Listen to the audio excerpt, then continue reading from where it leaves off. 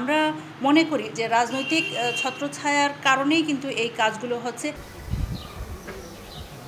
সিলেট সদর উপজেলার নালিয়া এলাকায় সরজমিনে গিয়ে দেখা যায় বিশাল পাহাড় কেটে প্লট তৈরি করে দালান কোঠা নির্মাণের প্রতিযোগিতায় মেতেছে জমির মালিকেরা।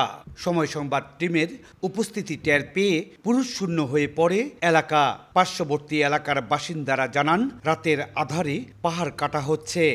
তাও মেঘের সময় কাটা হয়, মেঘ দিলে কাটে। বিভিন্ন প্লটিং ছোট ছোট প্লটিং হয়ে জায়গাগুলা বিক্রি হয়েছে। শুধু এই এলাকায় নয়, সিলেট নগরীর ঝারঝিরে পাড়া, আখালিয়া, মোহাম্মদিয়া, হাওলাদার পাড়া, ব্রাহ্মণ শাসন এবং সদর উপজেলার নালিয়া ও খাদিমনগর, গোলাপগঞ্জ উপজেলা সহ বিভিন্ন এলাকায় টিলা কেটে বসতি নির্মাণের প্রমাণ পাওয়া গেছে। পরিবেশ অধিদপ্তরের বিভাগীয় অফিসের পরিচালক পদে সদ্য যোগদান করা মোহাম্মদ ইমরান হোসেন এই ব্যাপারে ক্যামেরার সামনে কথা বলতে চাননি। তবে বেলার সমন্বয়ক বললেন, রাজনৈতিক ছত্রছায়ায় এইসব চলছে।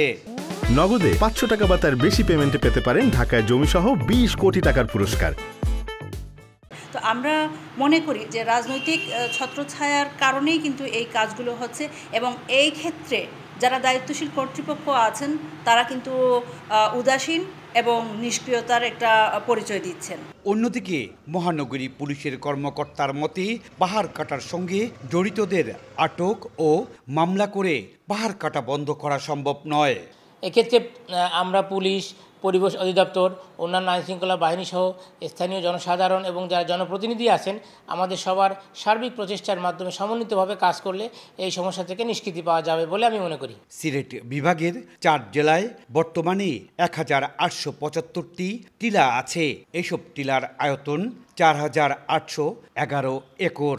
এর বাইরে আড়াই দশকে 20 থেকে 30% টিলা কেটে ফেলা হয়েছে। এভাবে নির্বিচারে পাহাড় কাটার ফলে পরিবেশ ঝুঁকির মধ্যে পড়ার পাশাপাশি পাহাড়ের পাদদেশে যারা বসবাস করছে তারাও মারাত্মক ঝুঁকির মধ্যে পড়ে যাচ্ছে। এই অবস্থা থেকে উত্তরণ অতি জরুরি বলে মনে করছেন সকলে। সিলেট সদর উপজেলার নালিয়া থেকে ইকরামুল কবির, সময় সংবাদ।